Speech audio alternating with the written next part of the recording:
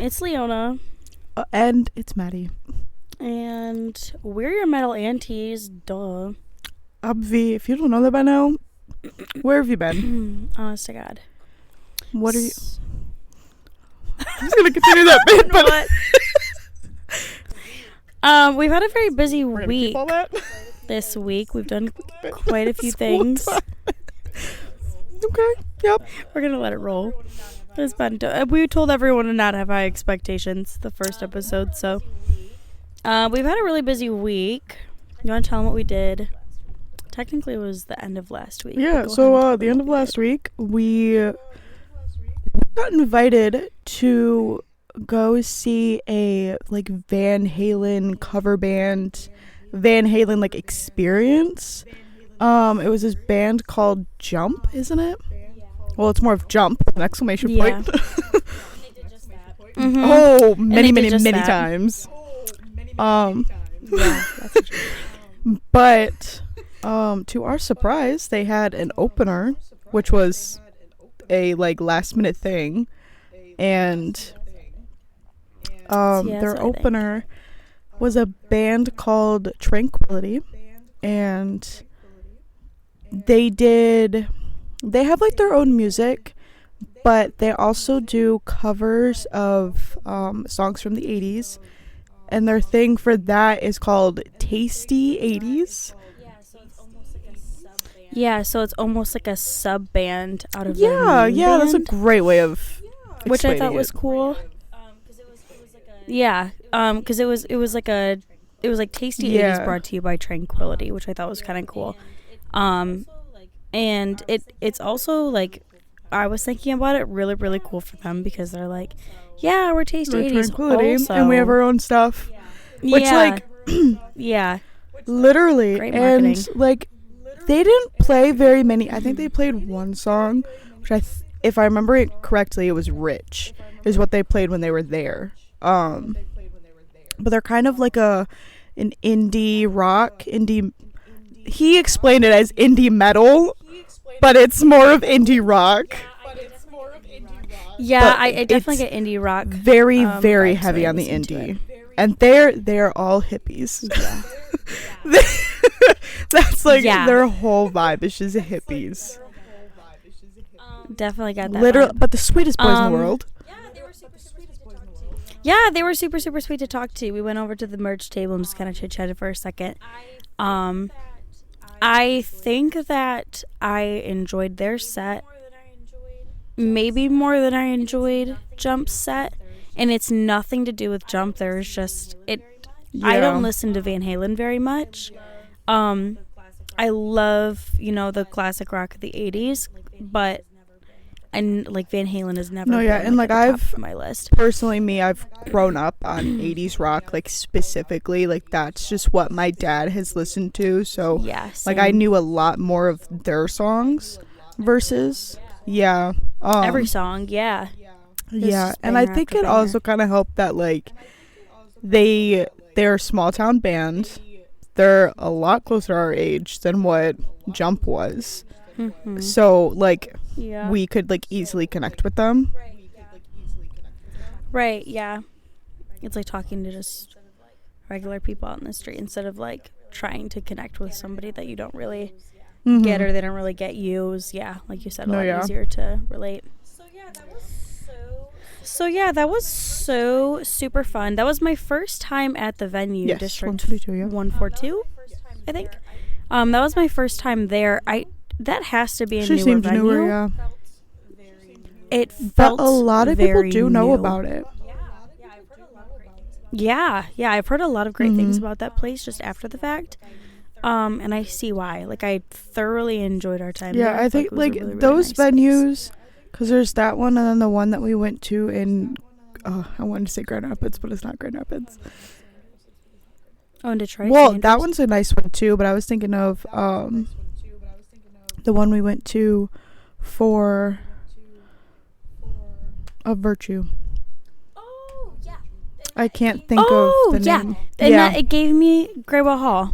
Because and it gave me a really similar vibe to Greywell Hall. Even the layout was like almost the exact same with the stairs and going like the two up. different because it was, I'm pretty sure, I have a feeling if it's the same thing, or like since it's like the same setup, that there's two different like tiers of tickets. Like there's probably the GA, which was where we were, the standing, and then you could get, because I know at Greywall it was like the standing was cheaper than the second floor. Yeah, it's kind of like the VIP, the seated. Yeah, they're laid out very similarly, and that's the reason why I like think that District 142. 142, yeah, that's right. I think about that. That's the reason why I think that they might be a little bit newer, just because it feels like Greywall, which is like. I don't think it's exactly new, but I think that one's been around for a while. But they, right before we went there, they went through a whole reconstruction. They gutted it out and redid everything. So technically it was new. That's why it feels But I new. think the hall has been there for a hot second. Yeah. That's why it feels new. Yeah, so we enjoyed that. And then we have some news out of it's going to be a weekly update on Upheaval until they drop the entire lineup, I think. Tons of bands announced. Like a lot of bands announced. I want to touch on the way that they're announcing bands. I don't like very it. Strange. Because it's like over the weekend. Yeah. They announced it was like 4 or 5 bands just on Saturday. Saturday alone. Sunday it was like 3. Yeah.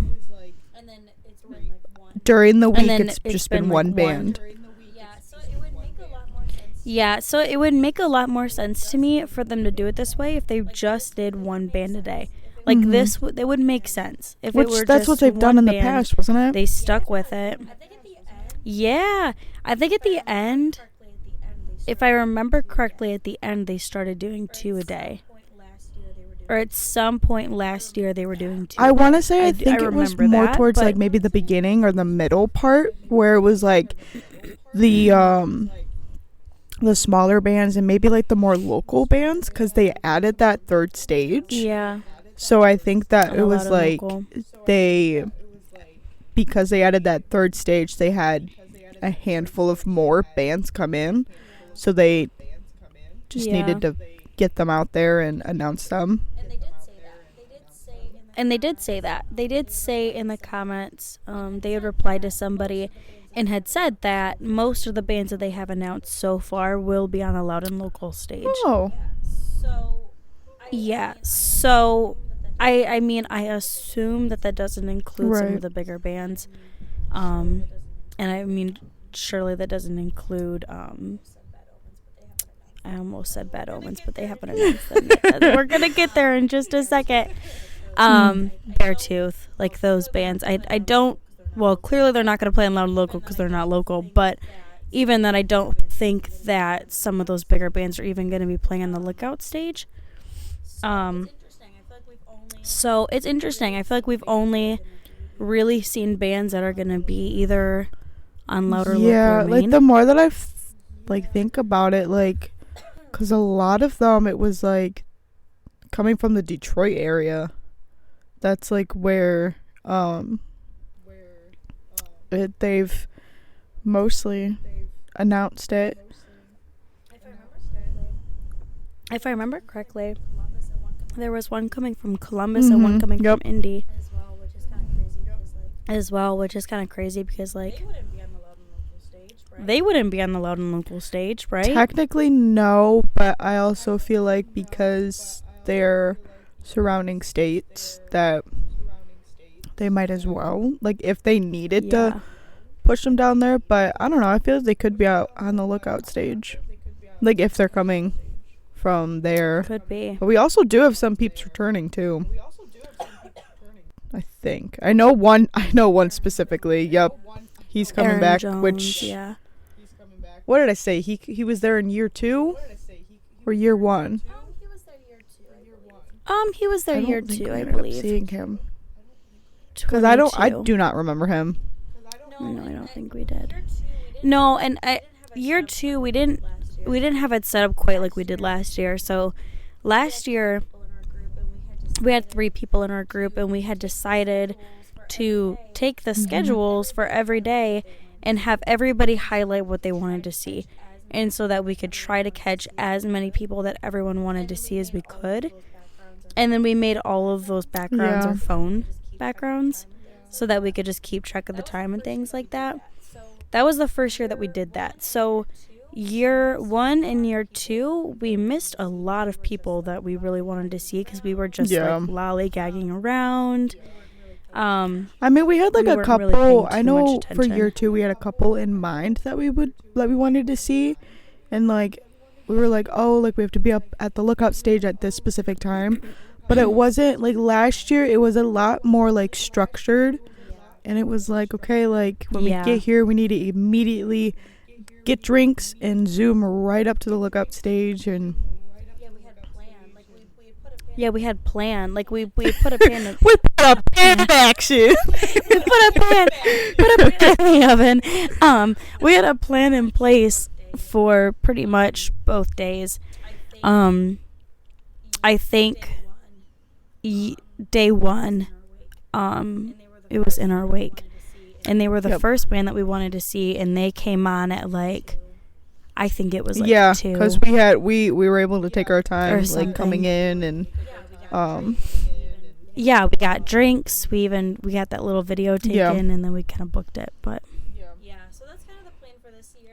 so that's kind of the plan for this year.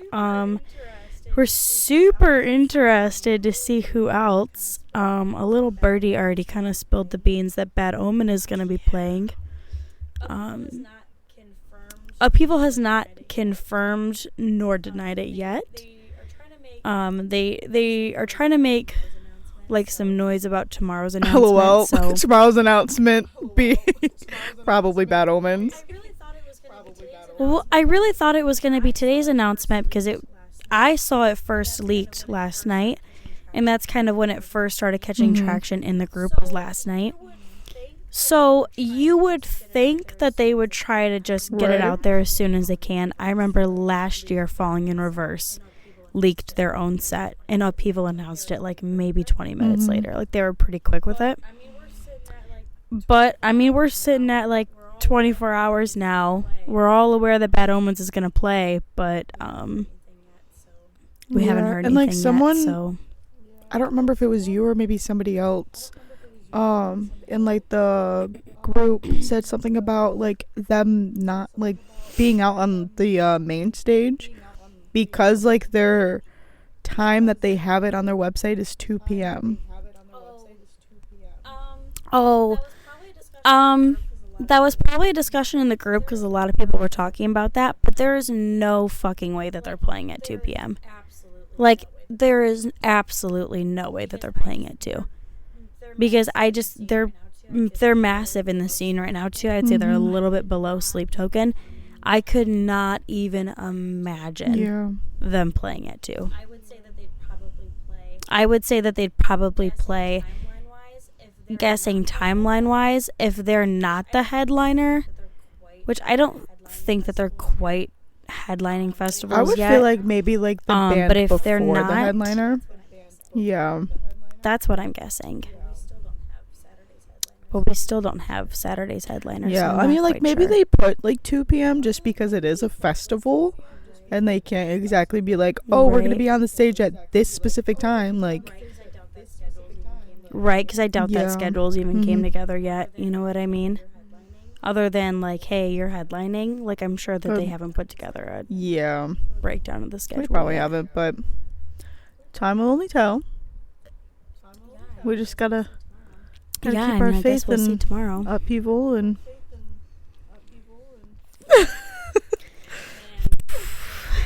man, it's a wild ride to stick it out, but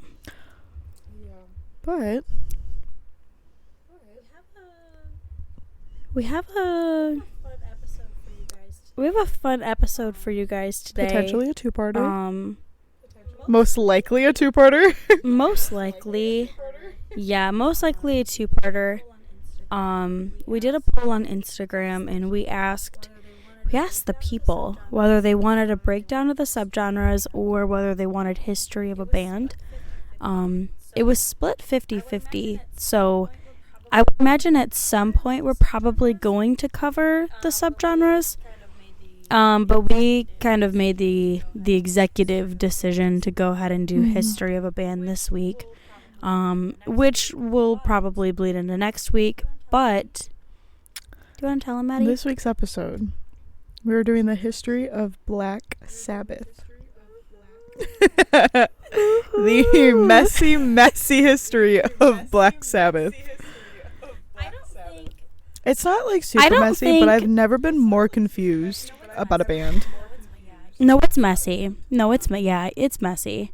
A lot of back and forth. A lot of you're in, you're out.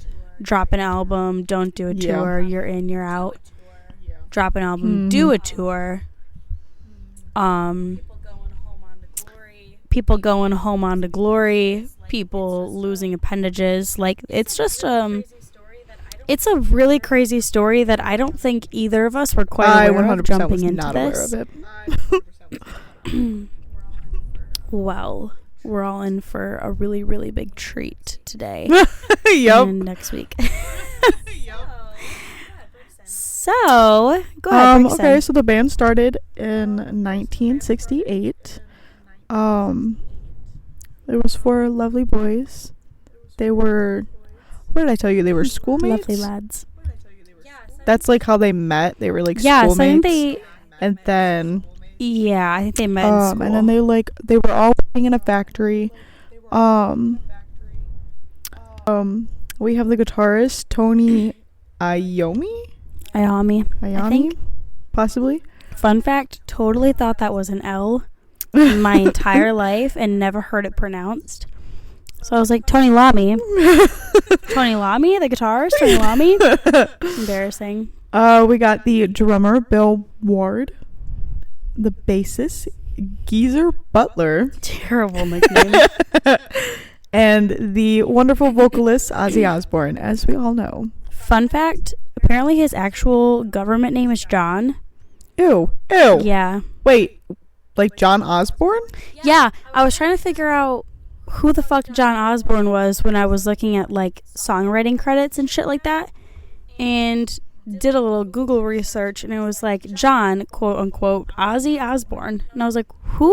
Ew. Who the fuck is John? Who? They wanted to start a blues band, right? Like a hard blues band. Yep, they wanted to start a blues band, a British blues band. And they were like heavily influenced by like Led Zeppelin. I'm going to butcher this, but it's Cream and John Mayall's Blue Breakers. Blue Breakers. That's a tongue twister. Yeah. I love Cream. You ever listen to Cream? I have not. It's a great band. But yeah, they were like heavily influenced by them. I would love to hear, I don't know if this exists anywhere, but I would love to hear any music that they made during that point. Mm-hmm. Because when I listen to Black Sabbath, like, I'm not sure about John Mayall's. Led Zeppelin and Cream sound nothing like Black Sabbath. Right. So, like, I would love to hear, like, before they sound. before they found their voice and found their vibe. Yeah. Like, yeah. I would love to hear the music that they were playing, because that's kind of crazy to think that they pull influence from those bands when I don't hear that at all. No, yeah. But a fun little, you want to tell me they're the lost appendages? Yup. So anyways, they had started growing as a band, and like they were trying to go pro with their stuff, and Mr. Iommi, on the very last day, you know how pissed I would be of working in this factory before going pro. He worked in like a sheet metal factory, mm-hmm. I guess. I've heard places that it was a sheet metal factory, and then I heard that it was like a ring making place. This man lost his fingertips, 2 of his fingertips, on the very last day of work before leaving to go pro. R.I.P. first of all, what a fuck you from the company. Right. Like, they said we're literally taking your skin and blood before you leave. That's insane. Right. So he, at this point, like, he was already like a very talented, amazing guitar player, duh. And he had went to the doctors and was like, I need a prosthetic. Like, I need a prosthetic to be able to play the guitar. I can't play like this. The doctor said, Sorry. fuck you. They said, fuck you and your fingertips. You're never playing the guitar again. And he said, well, I'm Tony Iommi, and I will play the guitar again. So he made his own prosthetics from, it was some plastic. I want to say it was like a bottle that he had melted down or something. Formed to his fingertips and attached leather to so that he could still, like, strum and play. Which is wild. So this entire time that Black Sabbath has been playing, he's just been missing his fingertips, which is just... Whoa. Okay, so it was only one finger and it was his ring finger. Seriously? Oh, wait, no. It does look like two fingers. So it looks like it's his middle finger and his ring finger. That's what I thought. And honestly, BT Dub, I'm looking up a picture of this. Why did I not do this beforehand? I have no idea. But We're learning in the moment. this, and I don't know if this is like just like newer stuff and like he, you know, got the money, and since he became famous, doctors were like, yeah, we'll get you some sex, but they don't look that bad. No, it definitely was like advanced technology at this point, I think. But like his fingers, like without prosthetics, his ring finger is much worse, because it's literally the like, It's like the first whole knuckle, isn't it?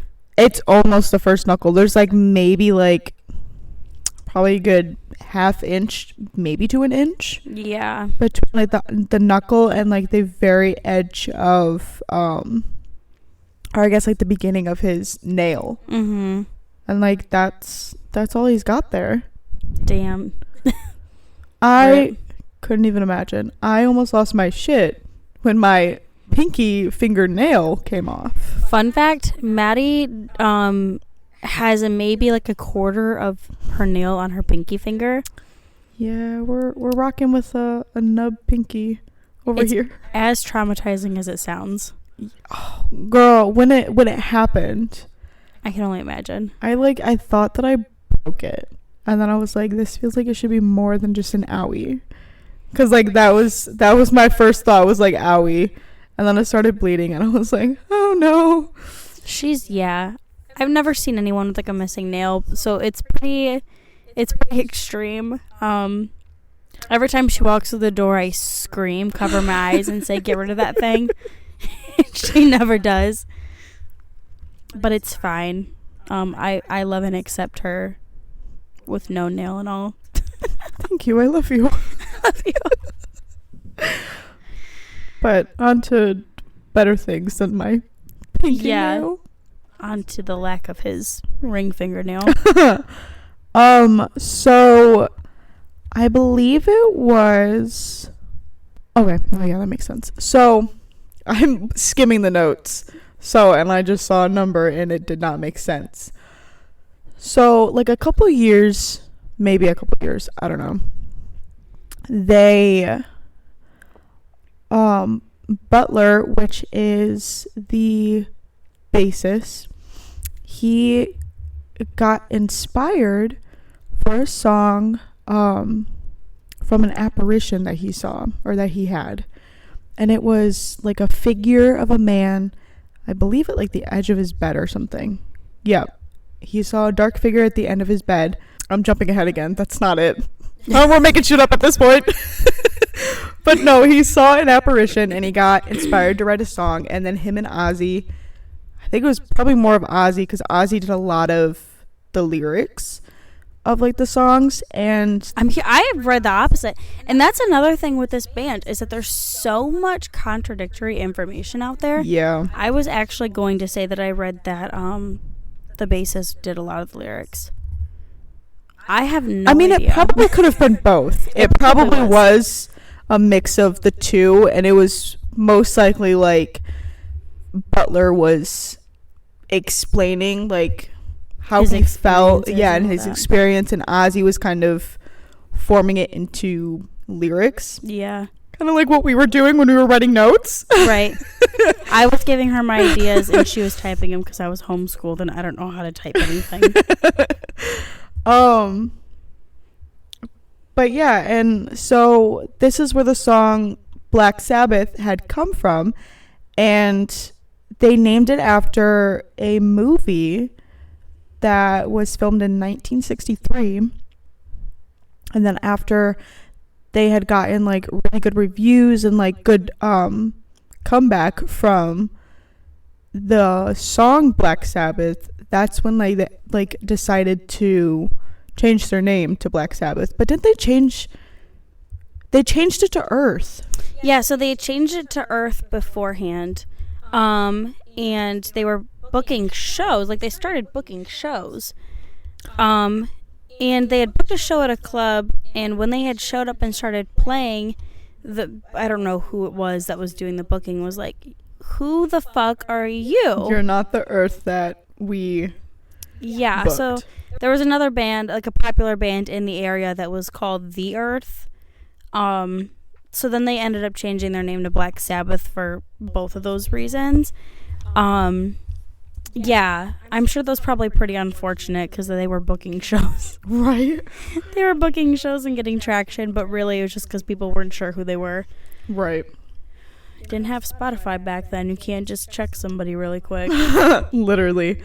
So yeah, they changed it to Earth, and then they changed it to Black Sabbath after All that. Were shit they happened. Black Sabbath when they came out with the Black Sabbath album?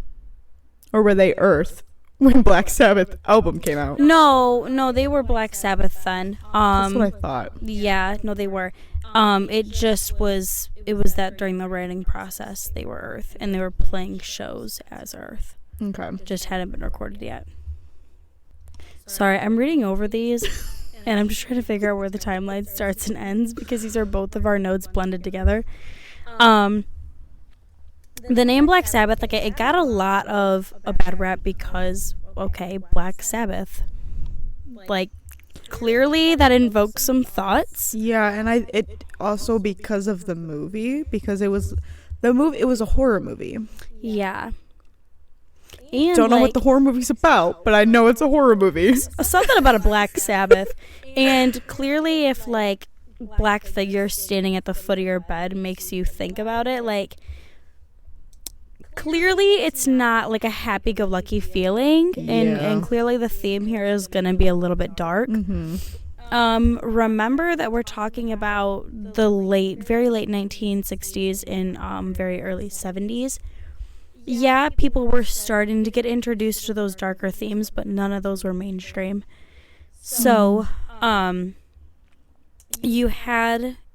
that time, you had a lot of people coming out with their, it was the time of the Vietnam War, so you had Woodstock, you had your hippies that were protesting freedom and war and all of these things.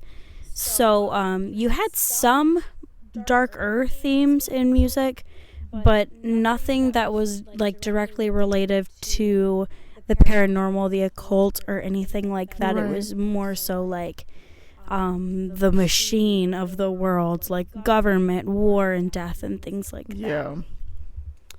So, Black Sabbath they caught a lot of shit at first because people thought that they were Satanists and that they practiced witchcraft.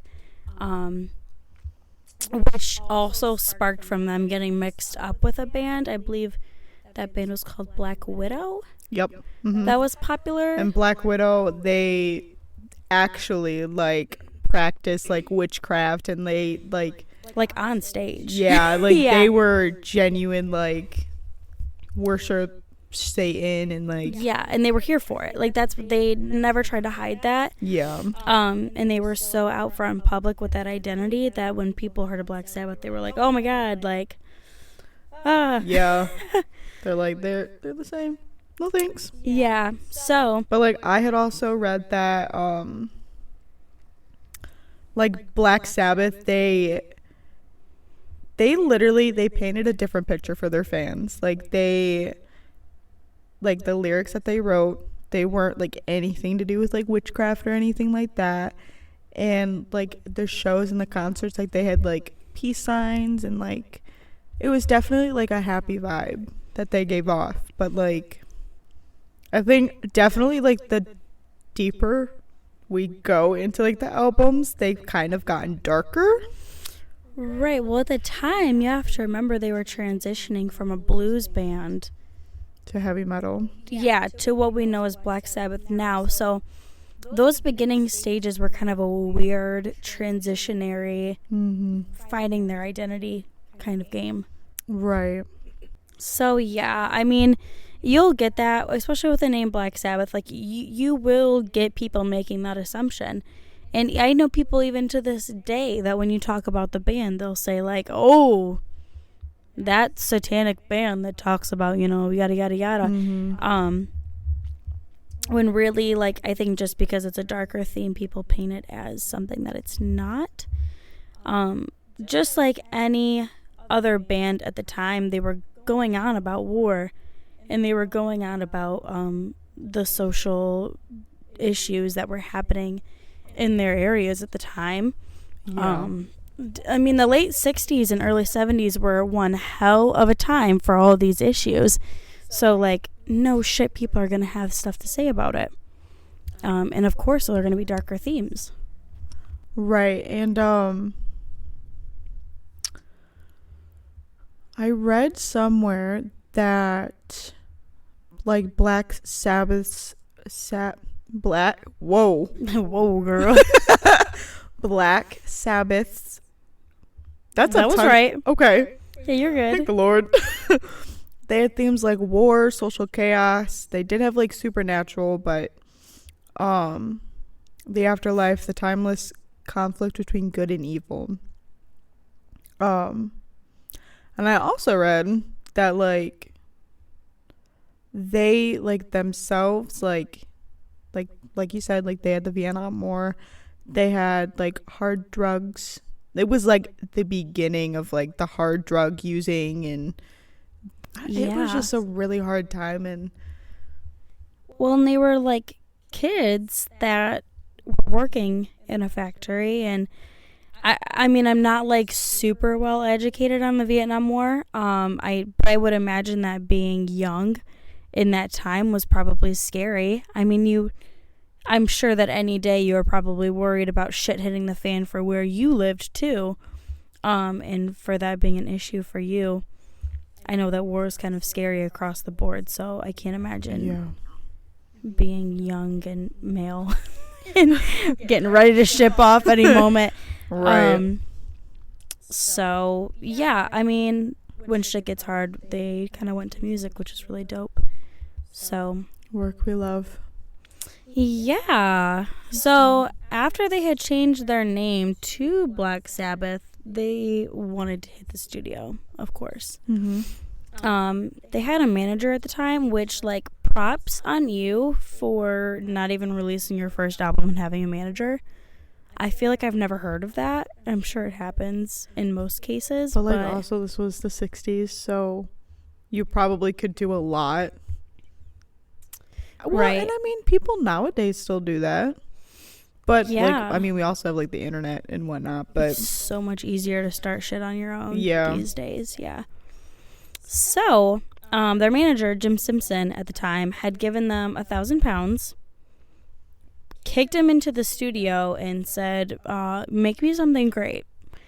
Pretty much, for the most part. So, they went to the studio, and then they finished their debut album in one day, which is also insane to think about, because I feel like people record for weeks and weeks now.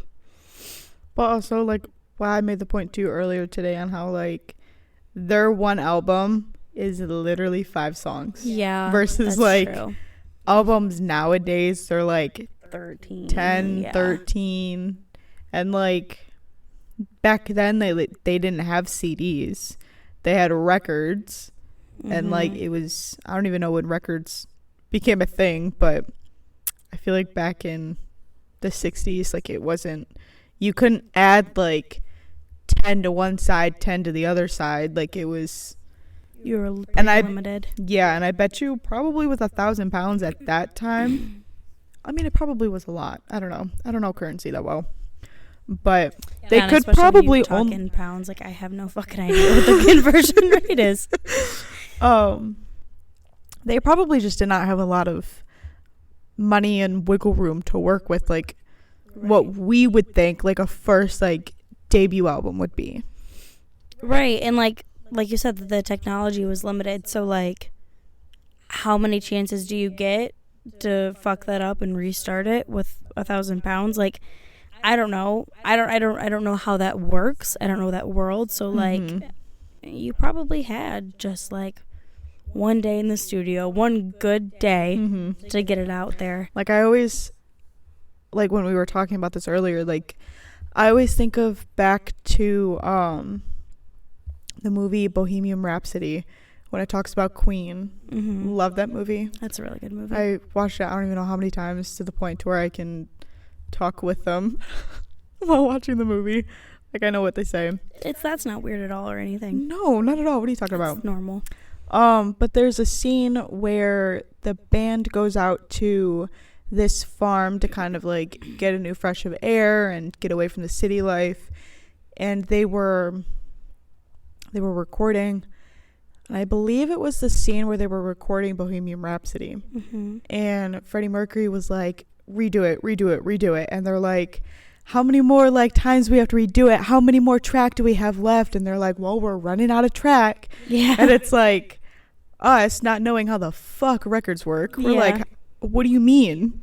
What do you mean you're running out? Yeah. Like, just delete it. Yeah. And like I don't know, and like the setup, I don't know how accurate like the studio setup that they put in the movie was, but from other like scenes, like the scene from Live Aid that they did, it was almost spot on. They did a really good job on that. Fun fact about that, the scene from Live Aid was the very first scene that they ever recorded. Day one they just couldn't wait. On set was, they just couldn't fucking wait to do it.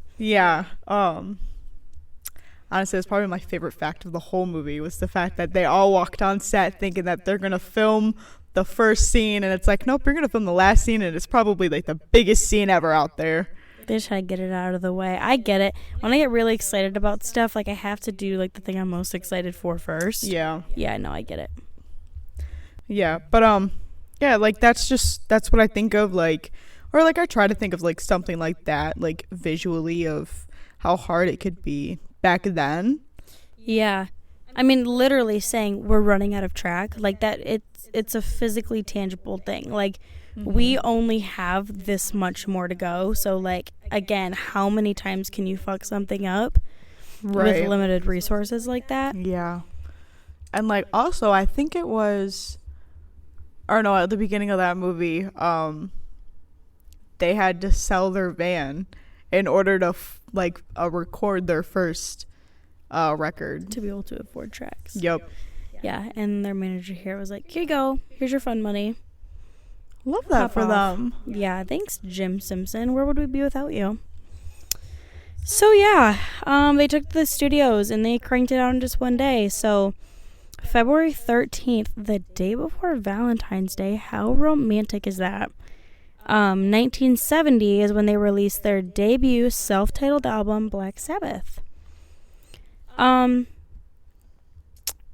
This album is what I would call, and what most would call, the very first heavy metal, very first doom metal album. Well, everyone always, I mean, everyone that I've read, they say that Black Sabbath is like the birth of heavy metal. Yeah. And like the whole metal genre. They were kind of like the start of it, the very beginning, like the first to ever do something like this. So yeah. Clearly I wasn't alive then to be able to say like, yeah, you know, we didn't have anything like them. I'm sure that there was probably underground small bands that Yeah. that were playing stuff like this, but not to the scale of Black Sabbath. I mean, as we know them now, they are massive. Ozzy Osbourne's a household name. Everybody knows him. So at this scale, easily 100% the first. Yeah. Again, we can't speak for smaller scales, but We'll they're say the the first first ones. on record. Yeah, Yeah. to really Literally. do this. Yeah. So, the album, it gave themes of the mystic, the supernatural, lots of horror themes along with that film that we were talking about earlier. Yeah. Occult and doom. So that's kind of the whole vibe of the album.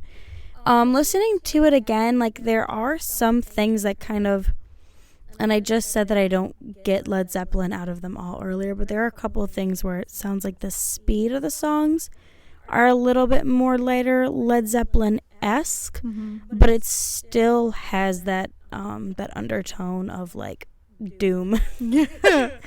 Just doom and the mystical aspects of it and things like that. So yeah, so they dropped that album, and then just the next month they were signed by Philips Records.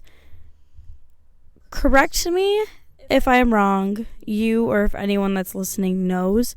I believe that Philips Records either turned into Vertigo Records or is the same thing, because I couldn't find anywhere that they changed labels, but I did read that most everything was released under Vertigo Records. I mean, it wouldn't surprise me if they were, like, the same thing, or if they, like, if Vertigo Records, like, bought them out. That's what I'm thinking. Or, like, maybe Vertigo's under Philips. Yeah. That's kind of what I had assumed, but I couldn't find anything that, like, for sure said yes or no. Which is the case with, like, almost all of this information. This band was so fucking hard to find one solid story on. Yeah, it was like my first website that I went on was, like, the Black Sabbath's main website. It was their like historical section, but then it's like when I tried to, like, dig deeper and, like, went on YouTube, like, video A said, like, A, B, C, and D. Video B said, like, a little bit of A, a different version of B, Yeah. and then a completely different C. Yeah. But, like, still talking on the same like, timeline and everything, and it was like, it was a whole ass roller coaster trying to research this damn band. Yeah, and I was just telling you earlier about how I wanted to include a little tidbit that I had read up on about the bassist, Geezer. He had been a guitarist in his band previous and started playing bass for Black Sabbath, or their original band name at the time. And he didn't have a bass, and he couldn't, like, afford a new bass, so he just ended up taking two of the strings off of his guitar. At the time, I did not put that down in my notes, and I should had, because I could not find where I had originally seen that. And when I searched it back up again, it said that he was playing a 3-string bass. So, what was it? Was it a 4-string guitar? Was it a 3-string bass? Like, Yeah. I have no idea. Either way, I think it's cool because he was playing some sort of modified, We love a DIY queen. yeah, either guitar or bass. One of them, he was real techie with it. But, Yeah. so that just kind of goes to show how hard it is to find, like, one straight story with this band, which is only going to get harder for us Oh in my part goodness. No kidding. 2. But yeah, so they dropped that first album, and it was really just kind of the first hit that everyone got of the world with Yeah, heavy and they metal. had, like, they had a pretty good comeback. Not comeback. feedback. Yeah. Yeah, From this was it. also something that I couldn't find, like, dates of when it hit these numbers. The critics weren't, like, a big fan, clearly. Critics are never happy. Well, it was so new and such like a new sound that it wasn't very well different. received. Yeah.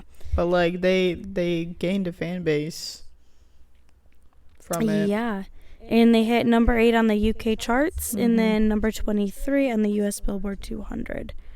So clearly, the people liked it. Now, I can't tell you whether they hit those numbers 2 years ago or if they hit it way back when. Right. I've got no idea, but either way, the album was a success at some point or other. But then, after recording their first album, they went back into the studio. And they recorded their second album, Paranoid. Taking a little pause, I don't think we're going to have enough time in the world to go album by album. Because they have, I believe, 19 albums out. Jiminy Christmas? Yeah. And the amount of switcheroos that they've had, and like between just band members, it's so hard to keep up with. But I think like talking about like the history of Black Sabbath, like hitting the key points of their debut album and Paranoid, because I think Paranoid is another like key feature of like their early beginnings. Yeah, those first 3 albums were really their biggest. The Black Sabbath, Paranoid, and then Master of Reality. Yeah, it's like their voice. Yeah. Like that's what you really get from Black Sabbath. Yeah. So for this episode, we did kind of cut it off at Paranoid. There's so much, like she was saying, to dive into in the next episode. So many people that the band had went through during the it was many years. It's it was, I think that Ozzy left in 79, if I remember correctly. So all of those years that they switched through people, they had Dio, they had another vocalist, I believe, that we're going to touch base on in part 2. That'll probably be coming to you guys next week. So we are going to cap it off at Paranoid. We do still have some things to talk about from Paranoid, but this is not the complete history. This is about a quarter. This is half of what we're going to get into. Yeah. So yeah, if you want to tell them all of the fun little details about Paranoid. Well, like I said, it was their second album that they had came out with. They ran out of songs while they were recording it. It shows like how eager like their fans were to like hear more of their music. Oh yeah, after the success of that first album, and like if they're only and if you're only gonna get like a handful of shit like from your, like it's already hard enough like nowadays when these artists drop singles, you're like, I need more. I want more. Drop me an album, babe. Yeah. Like, come on. Chip chop. Get your ass in the studio. Yeah. It's like, I couldn't even imagine back then. I need to wait for full albums. Good thing that I didn't have to wait long. No kidding. 4 months after that first album, they went back to the studio, which is crazy to me. Yeah. 4 months? Like, they get another $1,000 from Mr. Simpson? Like, what do we do? No, yeah. But then our man, Tony, however the fuck you say his last name, quickly fixed the issue. We love a DIY band. They've been very get on the fly, just go with the flow. Very crafty. Yeah. He started playing a guitar riff, which turned into the title track, Paranoid. Or it's not Paranoid. That's Paranoid. The title track? Yeah. Work. I love that. And they took just simply 2 hours just to write a song. And this is another one of those things where I just told you, the information is so different everywhere you look, because I read that it took them like 20 to 25 minutes to get all of the like instrumental stuff written. We legit did this last episode, I'm pretty sure. Please don't judge my English. Anyways, it took him like not a lot of time to get that done. And then I read that it took the lyrics like 2 hours to get finished. Mhm. And then we were watching a video today before we even started, and they were like, oh yeah, no, like I wrote that in like 5 minutes. So like the whole thing was done top to bottom in like 30 minutes. I was like, what? So the information's kind of all over the place, but either way, like they wrapped that up Pretty quick. very, very, very quickly. And like to write a song like on the fly, like after like getting the album done, and you're like, oh shit, like we need to add more. Yeah. The fans need more than this. And for it to be one of their biggest songs that they've ever released, like damn, that's all we had to do was Right. just like give them a little sprinkle that quickly. That's crazy. But yeah, and Paranoid was released by Vertigo Records, which we do not know if it's the same as whatever the other record label was. Don't remember at this point. Phillips. Yep, Phillips. On September 18th, and it went number 4 on the UK album charts and number 12 on Billboard 200s. But on that album, on the Paranoid album, there's also Iron Man, which I like that song. I love that I song, love yeah. Iron Man. And War Pigs, which is a track about the Vietnam War. Yeah. Which that one's also a really good one. Super dark, heavy. Yeah. And I think that's where people kind of get that dark vibes. That's what I think of. Yeah. I always think of that song because it's like so just in your face with like, here, fuck you, here's everything that you've done to like torture us. We're going to spit it right back at you. And it's dark and it's heavy, so heavy.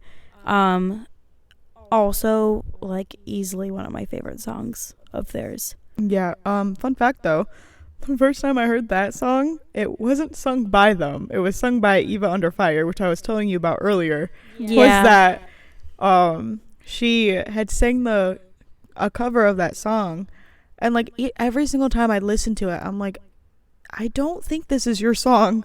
Nope. Like Too I good. swear it's someone else's song. I didn't say that. Eva Under Fire is great. I did not say that was too good for them.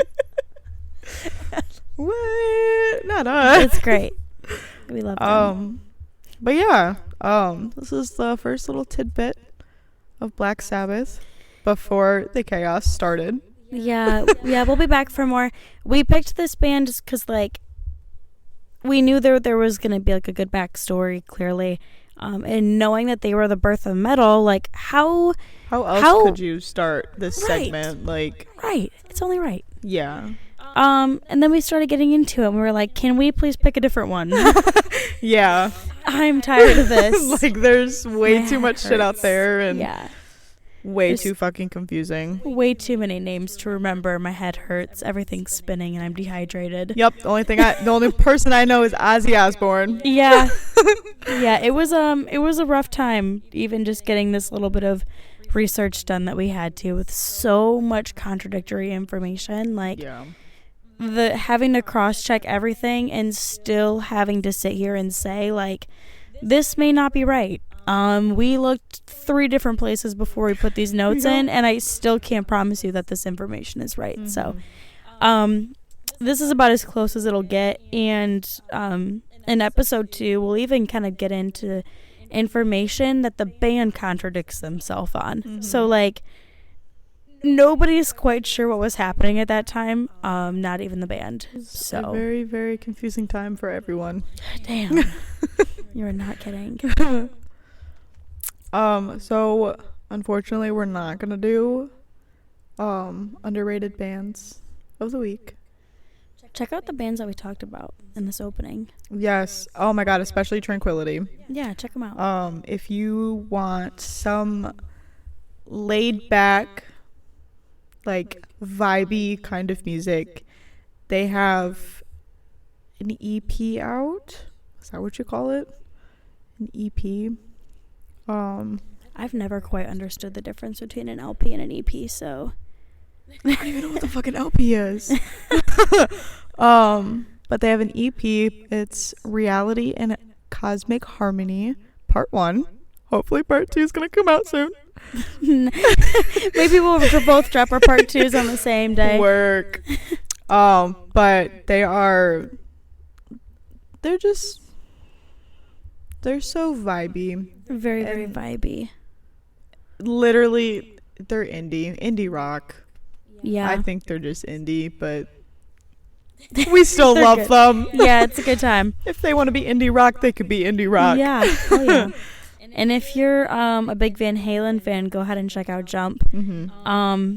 It was definitely a Van Halen experience. There was not one part of the act that they didn't cash in on. So yeah, go ahead and check them out. They are on tour right now, and I believe that they're like clearing the country.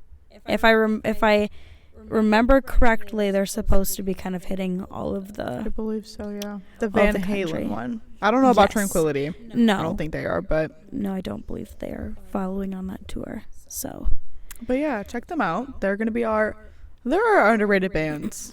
yeah, We love them. that's all we got. Yeah. And that's all, folks. And that's all, folks. Yes. So stay tuned for next week. Mm-hmm. We'll have much more to cover. hot goss, Yeah. all the tea, and we'll hopefully try to get, I don't know, the record straight on some of it. Maybe we'll even come back to answers for our own questions, but Yeah, and like try and get timelines and names right too.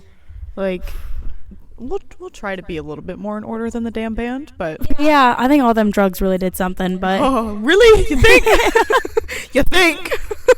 Especially the drugs back then? oh, Who knows God. what the fuck they were taking. All the Quaaludes. But yeah, find us on Instagram at Metal Aunties Podcast. Mm-hmm. We also do have a Facebook page. Yeah, we're Facebook official now. I believe that's just Your Metal Aunties. Yeah. But if you find the Instagram page, there is a link in the bio.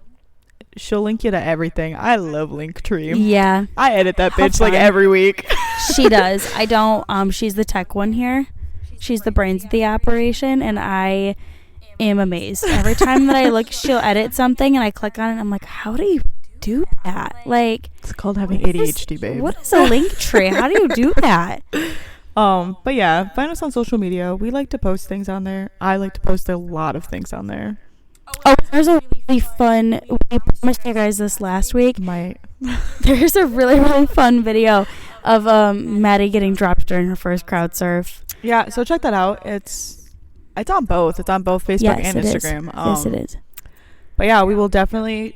I want to be posting more on that. So, but we're still young. Yeah, we'll own it up for you guys. Fuck yeah. Have a wonderful and safe week, everyone. Yes. We love you, and see you next week. See you next week. Bye, guys. Bye.